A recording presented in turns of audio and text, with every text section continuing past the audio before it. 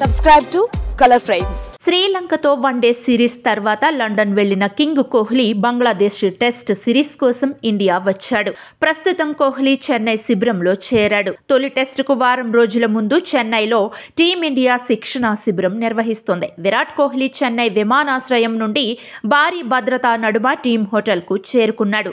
ఈ విజువల్స్ ఆకట్టుకుంటున్నాయి. విరాట్ చుట్టూ సిఐఎస్ఎఫ్ జవాన్లతో పాటు సీనియర్ స్థానిక పోలీసు అధికారులతో హోటల్ కు వెళ్తుండగా కోహ్లీ నడుచుకుంటూ వెళ్తున్న దృశ్యాలు సోషల్ మీడియాలో వైరల్ అవుతున్నాయి. విరాట్ కు కేంద్ర మంత్రి స్థాయి భద్రత కల్పించారు. కాగా కోహ్లీ దాదాపు 8 నెలల తర్వాత టెస్ట్ మ్యాచ్ ఆడనున్నాడు. దీంతో కోహ్లీ టెస్ట్ క్రికెట్ ని చూసేందుకు ఫ్యాన్స్ ఆతృతగా ఎదురుచూస్తున్నారు.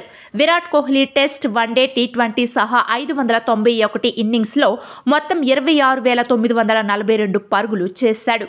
బంగ్లాదేశ్తో జరిగే టెస్ట్ సిరీస్లో మరో 58 పరుగులు చేస్తే అంతర్జాతీయ క్రికెట్లో అత్యంత వేగంగా 27,000 పరుగులు పూర్తి చేసిన ఆటగాడిగా నిలుస్తాడు. తదుపరి 8 ఇన్నింగ్స్ల్లో 58 పరుగులు చేస్తే 600 ఇన్నింగ్స్ల్లో 27,000 పరుగులు పూర్తి చేసిన ప్రపంచంలోనే తొలి బ్యాట్స్మెన్గా రికార్డులకెక్కుతాడు. అంతర్జాతీయ క్రికెట్లో అత్యంత వేగంగా 27,000 పరుగులు చేసిన రికార్డ్ సచిన్ టెండూల్కర్ పేరిట ఉంది. సచిన్ తర్వాత కుమార సంగక్కర మరియు రికీ పాంటింగ్లు అంతర్జాతీయ క్రికెట్లో 27,000 పరుగులు పూర్తి చేశారు. 623 ఇన్నింగ్స్లలో సచిన్ 27,000 పూర్తి చేశాడు.